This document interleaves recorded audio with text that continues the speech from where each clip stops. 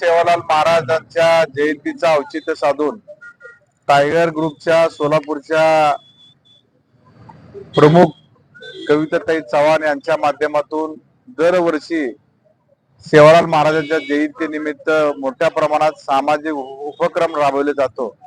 त्या उपक्रमाच्या माध्यमातून लोकांचं सेवा करण्याचं कार्य सातत्याने त्यांच्या माध्यमातून होत असतं।